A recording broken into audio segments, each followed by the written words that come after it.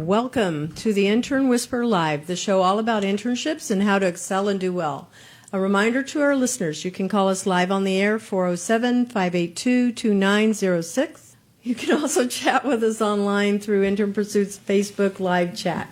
And coming up on this episode, we're looking at the end of the semester. People are getting summer internships. We have a new beta.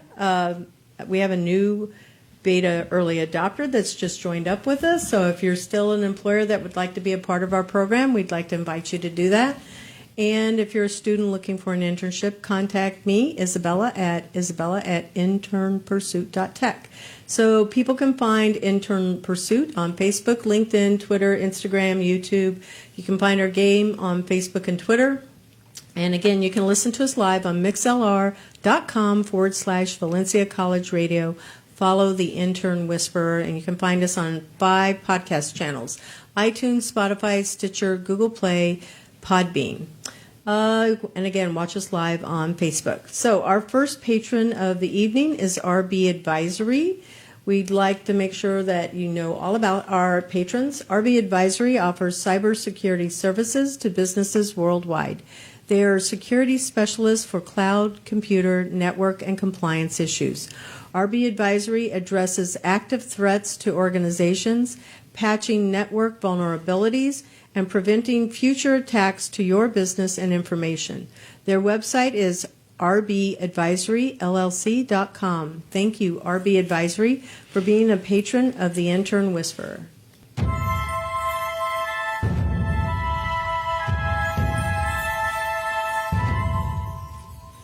Tonight on our show, we are going to be having a guest, John Fairfull, one of the owners of Simplicity Solutions and also a patron of our show. We want to make sure that if you're a student and you'd like to join our startup team and be a part of Intern Pursuit, you could be a student influencer, brand ambassador. We're accepting graphic designers and video and game design, game artists. You can go to internpursuit.tech and /careers. Check out the job descriptions there. You can find us on Handshake and other platforms. And we are also inviting, again, employers to be part of our early adopter beta program. Welcoming John Fairfull to our show. Hi, John. Hey, Isabella. Thanks for having me. Really glad to have you here. We're going to, as you know, we always talk about things that relate to students, employment, internships. Pretty sure you know that drill. Mm-hmm. But why did you choose software development as your career? Because with the employers, we do something totally different. It's all about their show. Not their show. It's all about their business. And, how did you get into it? What's your entrepreneurial journey and innovation and all of those good things? Right. So right out of high school, I worked as an IT guy. I did on-site support and I did phone support for PC manufacturers. And I did that in the early 2000s, and it just didn't, that was about the time where they were starting to outsource that stuff to India, and the money just wasn't there. And then the recession happened, and it was hard to get a job in that. And so I just had decided I'd already known how to do software development, web development, really, from an early age. I started doing it when I was 16. And I had some friends who were in it, and it seemed like there was good money in it. And so I just started doing it. Also, my wife was doing it. My wife is a graphic designer, so we started a business together. And that was around 2007. But if your wife is a graphic designer, is she also a coder, or she programs? Yeah, so she does front-end development. Oh, okay. Yeah. Yeah, WordPress or custom? She can do CMS development, like WordPress. She's done Expression Engine and ModX and stuff like that in the past as well. And she does a lot of the HTML and CSS coding. I'm going to guess, because I know you have a daughter, that might be a possible career path for your daughter. Well, I don't know. She's very creative. I mean, she's artistic, so she could go down that way. She also likes music, so who knows? Well, it runs in the family. She gets it from both sides of the family, pretty sure. Right. Yeah. So you've seen a lot of changes from when you first came into software development. How old were you when you first started having an interest in it? Well, I started developing websites in 1998. Was that like high school or something? Yeah, I was, a junior in high school. So I did it in the summer. of that year, I learned how to code websites. And it's much different. I mean, back then, I would say it's easier now in a way because back then there wasn't a lot of information. And obviously just internet connections were slower. Documentation wasn't available. I mean, I learned how to do it with Front Page 98 just by reading help menus and stuff. Now, I mean, you can look up any question on Google and find an answer. You know, somebody has already had the same issue. So I guess that's changed. There's also just more that you can do with the web now. Obviously, it's very commercial. There's mobile, there's, multimedia and video, and, YouTube and all that didn't exist back then. So, I mean, I guess the internet just in general is a lot more advanced now. That is very true. Tell me, I remember when I was in school that there were punch-out cards. Did you guys, you probably didn't do punch-out cards, like the IBM cards? Punched cards? No, I never did that. We would go to the dorm, to the college campuses and go pick up all of those and then throw them everywhere. They were like, there for anybody that was in custodial services. They did not like us. Yeah, my father-in-law did that back in like the 70s. Yeah, not a good thing there. You started in this path of software development, and that's super cool. But do you also do graphic? Because I know you said your wife does. I'm not really too much of a designer. I mean, I know how to use Photoshop, but I couldn't put together like an interface design or anything like that in a professional way. I'm more on the technical coding side, I guess. So going back to the train of thought here, you chose not to go the traditional route of school, and most of the people that are on our show are usually people that go to school, and specifically for a degree. However, we've had other people that are employers, they haven't done that. They've gone a very different route where they just jumped right into the field and began taking the craft, whether it was they self-taught themselves how to code, they read a lot, they watched videos. That's how they learn. Mm-hmm. You didn't choose that. Why did you choose not to go that route? In a way, it was out of necessity because when I basically graduated from high school, there were just some issues. My parents were older when they had me, and so they were kind of sick, to be honest. And I kind of needed to stay home a lot and take care of them and work. I had to work a full-time job. So I was able to get, what was a pretty good paying job doing IT support just because I had some knowledge of that already, just from my own. Like, I had always worked in small businesses. My father was an entrepreneur. He was a business owner. And so I had learned how to do desktop support and all that. I kind of had the idea of getting into college later. Mm-hmm. But, a big thing was I didn't want to take on student loans. So neither my wife or I have student loans. And it's allowed us to, back then, there wasn't as much of an issue with those as there are now. But, to be honest, I'm kind of glad that I don't have them. I've been able to do some things. I have student loans still, so I feel that. Yeah, so that was a big part of it. I had looked at stuff like Full Sail and whatnot, and my wife did too. But by the time, we were looking into doing that, we were kind of like, well, we already know how to do this stuff. We already taught ourselves to do it. Because my wife didn't graduate from college either. She went to school for an AA degree, and she's like 8 credits short of it or something. Oh no. Yeah, so that's kind of like, I think I would have gone back and just picked it up for the 1 credit, but yeah. Well, it's a mixture of practicality and just not wanting to get involved in debt, I guess. Yeah, totally get it. Mm-hmm. So how did you, what advice would you give to students that are seeking software development as a career? Because one of the things that I've seen is there's a lot of boot camps, there's a lot of very affordable courses, whether it's Udemy or Skillshare or Coursera. You can take a lot of that, and it's super fast, and mm-hmm. it's way less expensive. I don't know what your thoughts are about what that trade-off is. I think a lot of the times the reason why people go to school is because it's a social experience.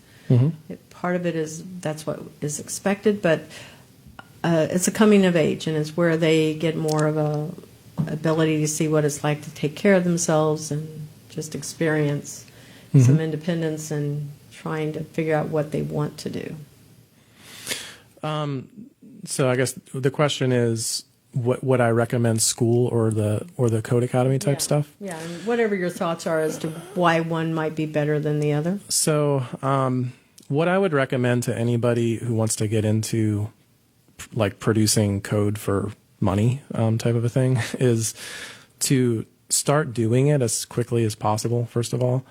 So if that means picking up a book or going through a course online, it's a hard thing to do. It's a very demanding job, and it's any training that you get, whether that's at a college or otherwise, is not going to prepare you for like a production environment where you have to produce code within a certain amount of time. That's a big thing that I notice as an employer, is that someone can have knowledge and of like the latest frameworks or trends, or they have on paper they have the skills, but being able to put that into practice when there's pressure and deadlines, that's something that you have to kind of, just get experience with. So you can do that. You can learn the basics of development, web development, get some small jobs, do something on the side to get some clients, just get your feet wet with it. I think there is a lot of, I think that there's like getting a 4-year computer science degree.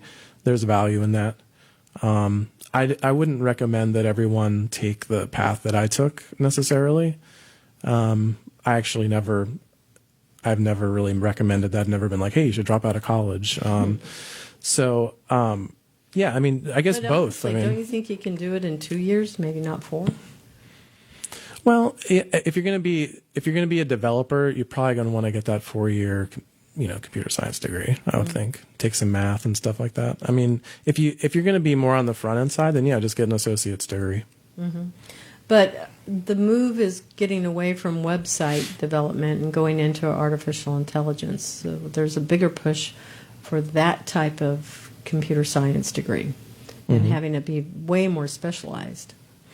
Yeah, I mean, I don't know that everybody's going to be cut out for AI. I mean, I think there's a lot of, besides websites, there's a lot of, there's like a real dearth of people in this country working in just business process stuff. So like, that's what my company does a lot of is we have like tracking software and stuff like this, business applications. A lot of this is like outsourced, and, there's a push for employers to, bring some of these jobs back home. So if someone isn't cut out for advanced artificial intelligence and all that, there's still a lot to be done with web development skills in business software and business process analysis, in my opinion. Oh, I would agree with that. Yeah. That includes the SEO, because for the people like myself who are not gifted in that area, that's just like truly is another language, but it's not something that I would know to do, and it's well worth it to be able to hire somebody that can take care of those things. Yeah, absolutely. Yeah, so I would say yes. The websites that are easy for me to play with are like Wix or Weebly or Squarespace, not WordPress. I'm not a fan of WordPress. It makes me cry because those plugins start shifting things around, and I think WordPress does require some type of coding experience. Or at least if you with the plugins. Yeah, if you want to customize it to a great extent, then yeah, you're going to have to know like some real coding, to be honest. Yeah. Yep. So you just started touching on to your business. Why don't you tell our listeners, even though you're a patron and we have been doing an announcement here for a good 3 months about Simplicity Solutions, why don't you tell us what a day looks like for Simplicity Solutions? You can talk about anything you wish about it, whether it's the type of clients you interact with, or what does that look like? Well, so we have an interesting company. We're a small team, so that right now there's like 7 or 8 of us, with like 3 of those people being remote. So there's just, if you come into our office, there'll be 4 or 5 people in there, depending on if we're out of meetings or whatever. There could be even less. Sometimes you might come in and there's 1 person in there, but we have kind of a broad clientele. So we work with, we do marketing support and marketing websites for some people in the entertainment industry. We just did a website. Well, we didn't do the website, but we just did we supported an event for Top Rank Boxing. So that's a large boxing promoter, and we kind of did like IT support for their server infrastructure because it was a large event with a lot of concurrent users. So that was something we were working on last week. We also do small business websites. So we have a relationship with the Chamber of Commerce in Volusia County, and we're talking about like your local plumber or an HVAC company or local construction company. We do websites like that. We also do like software, like I was talking about, like tracking software, records management software for government entities, and large companies. Like we've recently worked with Everbank. We have a project we're working on with Pfizer. Wow. So Those yeah, are really big companies. yeah. So we have partners throughout the country that kind of bring us this different type of work. So we have a lot of different things that we do. And I remember you also when we had first met that you do government work too. Yeah. So we do. We just did a project. We're wrapping it up for the city of Clearwater for tracking their record storage facility, and we've worked with large government agencies and kind of like one company that we worked with recently is Freddie Mac. It's not government anymore. I believe that it was denationalized. Yeah, I think so. So yeah, we do work for like people inside the Beltway, pretty much. Like inside the Beltway organizations and companies. So that's pretty broad. And when you started your business, it's you and your brother and I guess your wife, right? So it's the 3 of you together. To me, that would be really challenging because you live with your business partner outside of work and then you work together. So you really have to like each other a lot. And the same, I would say, would hold true with working with your brother. You guys must really like each other a lot. And that can be challenging for some people. How have you been able to make that work for you guys? I'm not sure what you mean. That's a good answer. That's a really good answer. You got to be able to turn off. And honestly, to be just brutally honest, when things are going really well, then it's easy to turn off. And when things aren't going so well, then it's not. That's the nature of small business. So yeah, the thing is with my wife and I is that we've both worked in the same industry, even when we haven't worked together, because we worked together in the past as well at a different company that we didn't own. And you end up just talking shop. So we're kind of like used to that. We've known each other for a long time and worked together, all 3 of us, to a point where we can kind of keep out of each other's way, not get into too many fights, I guess, kind of keep everything moving in the same direction. Right. Yeah. Because it has to be that, I think this is what I would have to do is separate business from personal and realize that, when you get in the car to go home, that, okay, all of that business stuff, it is taboo. It cannot be discussed anywhere else outside of the office, just to keep a separation. That's what I would try and do. Yeah. Like I said, if things are going really well, then that's easy. Of course. Of course that's easy. Yeah. Yeah. Anyway, self-development. What do you read or listen to stay current with either your industry or just trends that are going on so you can be more predictive and be ready for what business opportunities you could have? Mm-hmm. I read a website on a daily basis just for news called Zero Hedge.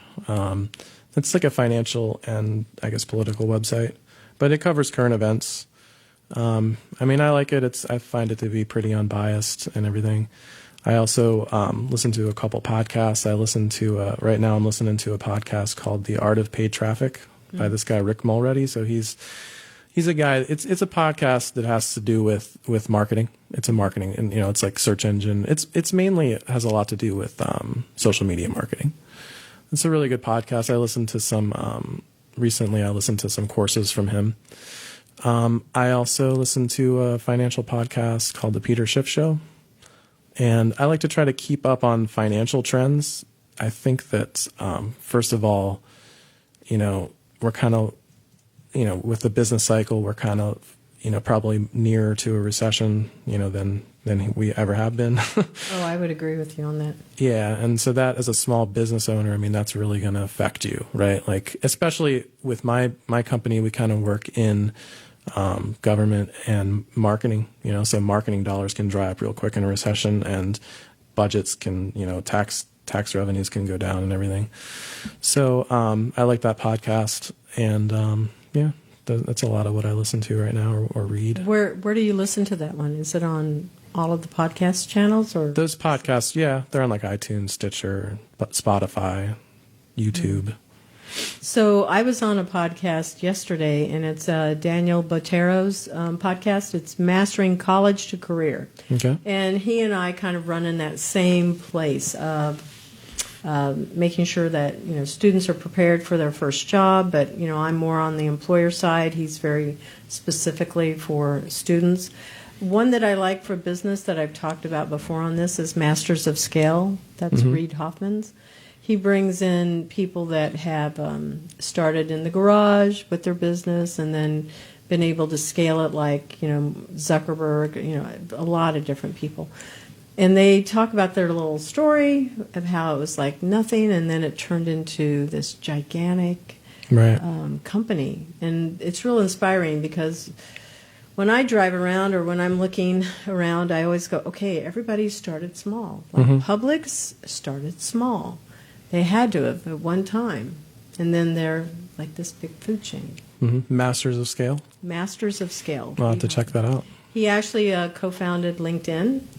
And then he also is with a venture group that funds startups. What's his name?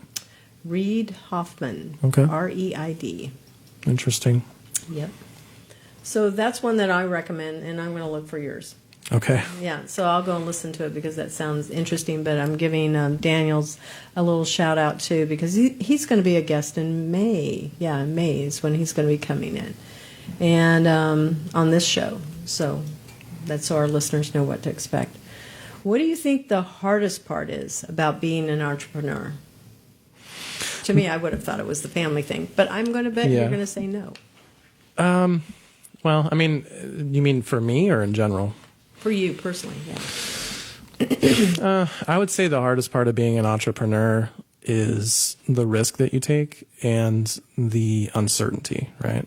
So you take a big risk and there's a potential reward there, but you don't know if you're going to get it. And also, I think any entrepreneur will tell you that when you start off, which this is not my first business, so I mean, I knew this ahead of time, but when you start, there's always, the hardest part of something is when you're in the middle of it. Okay. So when you start it, you're very, exuberant or whatever. And then, when it's coming to fruition, you're happy, but in the middle,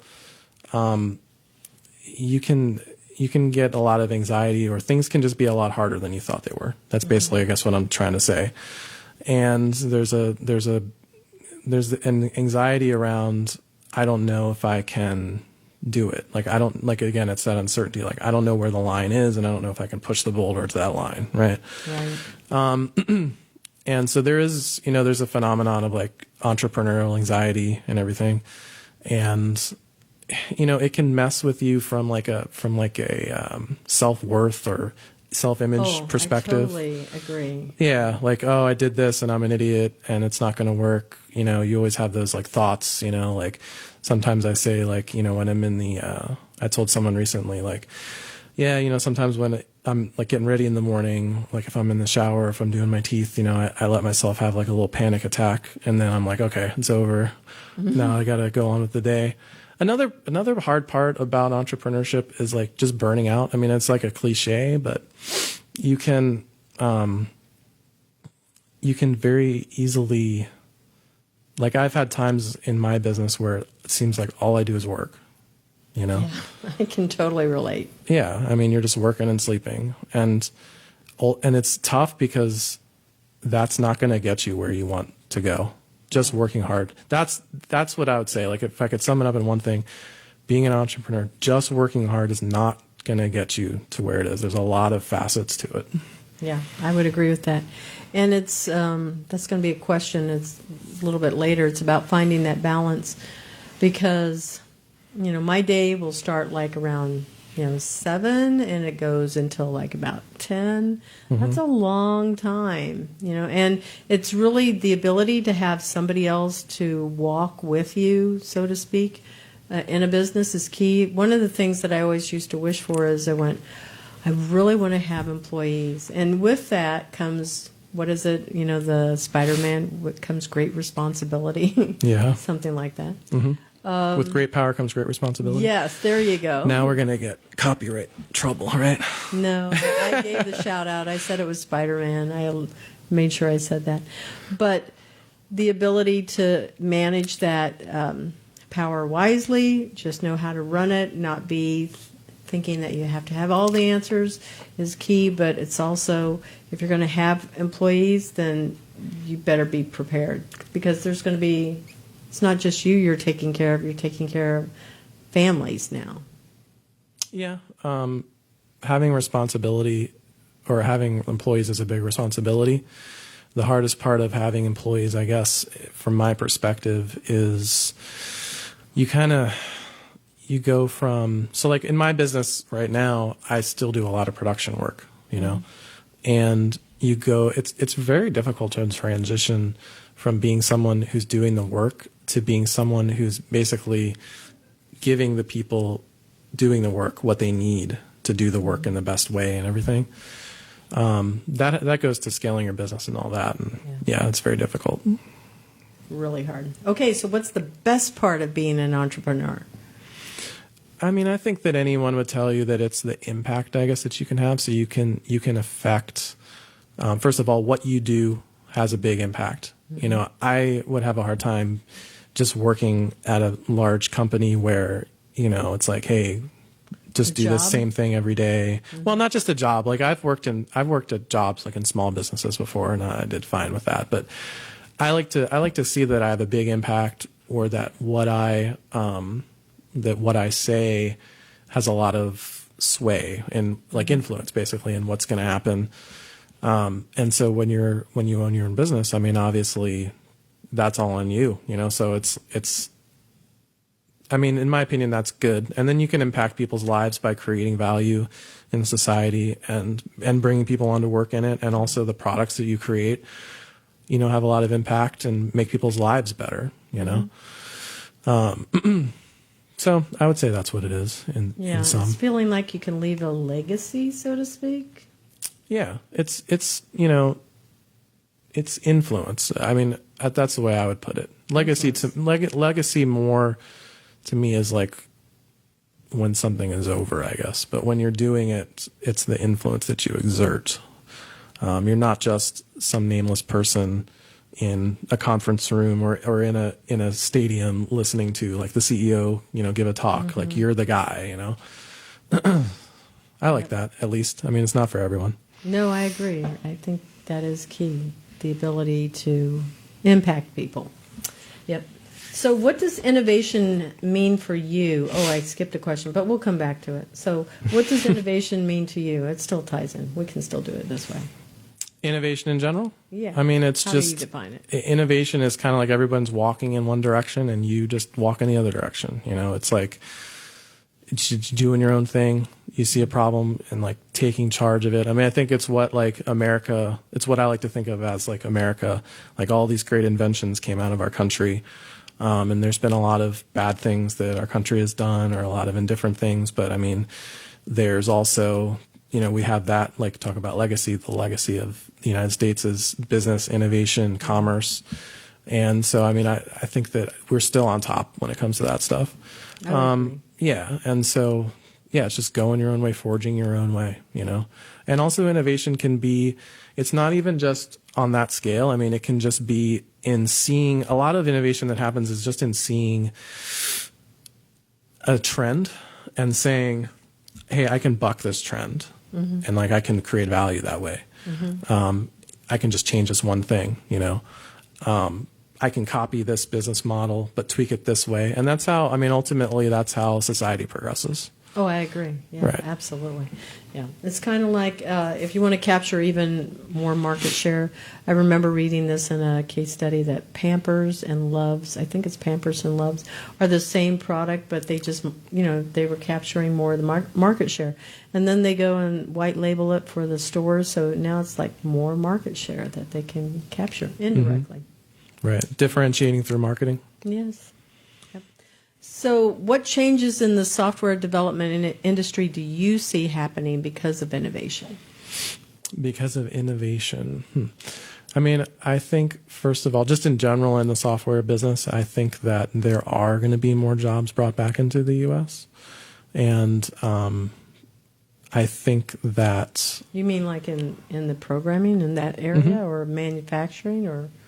I think in the tech Is side. to go to more robots, like, the autonomous driving cars, things like that, then there could be more of that coming back into the United States. I know that's what the president wants. But. Well, I think that the manufacturing base is gone, and that it's going to, like traditional manufacturing, it's gone. The thing that's hard about people talking about, we're going to bring manufacturing back, is like, yeah, it's great. It would be great to make things and have, surpluses and not deficits. But, in order to capitalize a factory, you have to, like, there are physical things that would need to be built that don't just appear because you change policy. But I think that in the high-tech sector, so high-tech manufacturing in the U.S. is actually growing.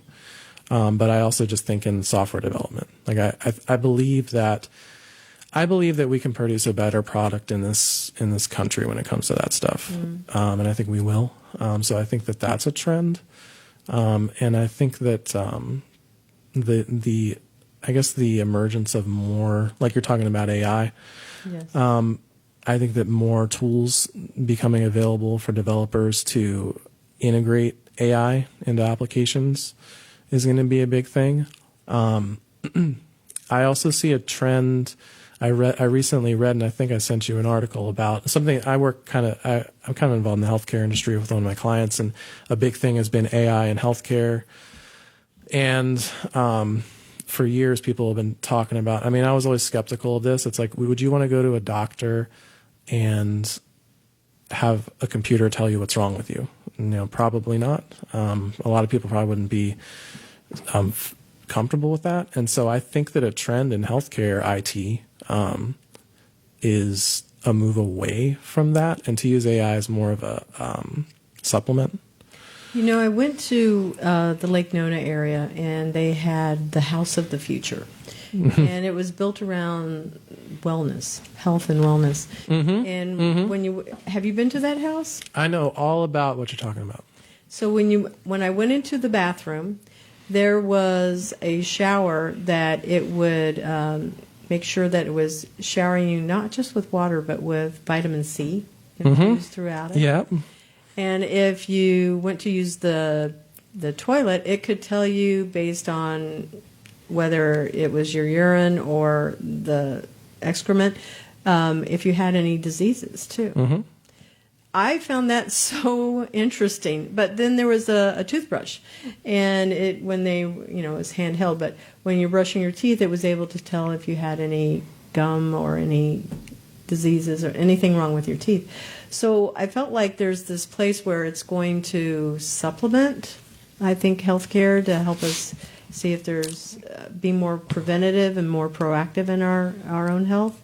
I'm going to also mention that the thing with manufacturing, this popped into my head too when you were sharing your thoughts. 3D printing is like everybody can be a manufacturer now. You can 3D print your whole house. So manufacturing that we think of in the traditional sense, maybe not, but the ability to print things for your home could totally be there as a manufacturing type of a concept. Anyway, I threw two things back at you. So what you're talking about there is this thing called the well building standard. So there's a company that I actually worked with that did a lot of the building in Lake Nona. Mm-hmm. And they created this thing called the well building standard. It's basically the idea that buildings should be built to a certain specification that improves wellness. Mm-hmm. And it has to do with like a lot of different factors. So you could have like the light in the room or the even just the products used in manufacturing it. So an example would be to limit like formaldehyde or things like that. And I just looked it up real quick. It's called the WHIT House. It's WHIT, which mm-hmm. is an acronym for, I don't know. I have to sit here and find it really quick too.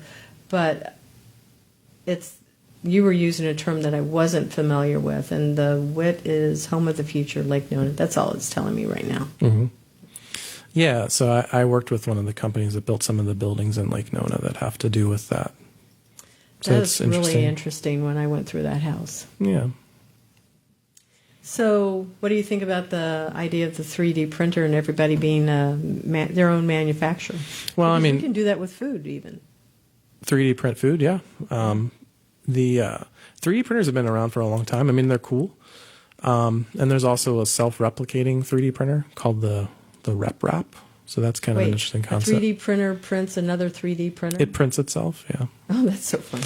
I think there's a lot of controversy around 3D printers since people started 3D printing weapons and so forth. I think that I've personally looked into additive manufacturing, or whatever you call it, or rapid prototyping for some products that we've looked at creating in the past. And I think it's interesting. I mean, it has some applications. I don't know how quickly. I think it's been overblown how quickly it's going to like revolutionize our lives. You know, like people. I mean, you can already buy a 3D printer and put it in your house, but people don't generally do it because I think it's a little complicated too. I mean, you have to be able to use. You have to have some knowledge to do it, I guess. It's kind of like Bitcoin, you know? Like not a lot of people use Bitcoin because they think it's too complicated. But I think that eventually, sure, you could see that, especially in industry, like in businesses and stuff will have 3D printers. Okay, wow. Time has just really slipped by. So really quick, I'm going to do another little music clip. This is music from our intern Pursuit the Game. Hold on a minute.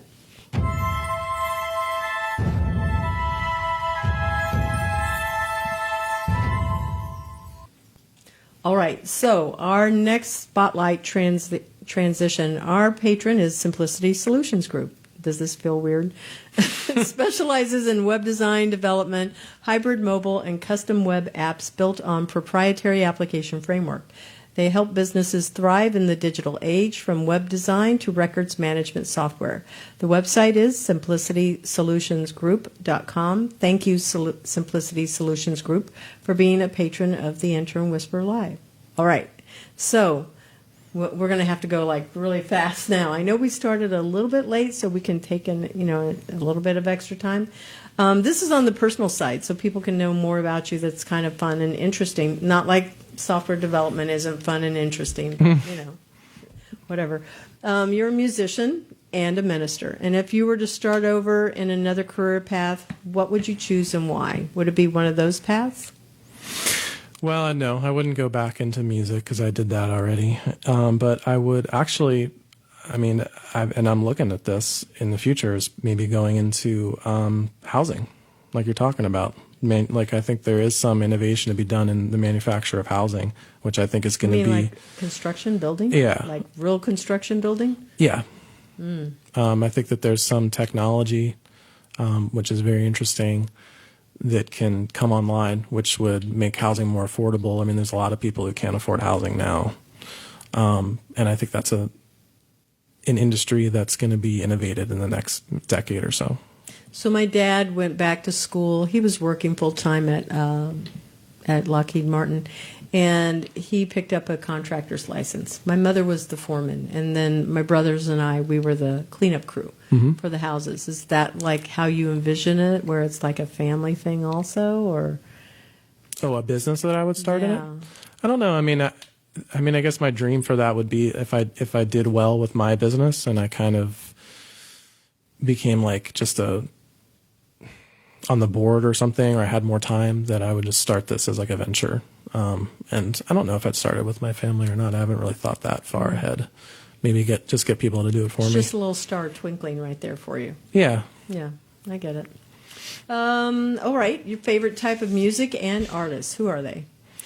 So And what do you play also? I play the bass and guitar and I sing. And I play a little keyboard too. So I like jazz. So I like Miles Davis, Dave Brubeck Quartet, Modern Jazz Quartet, John Coltrane, stuff like that.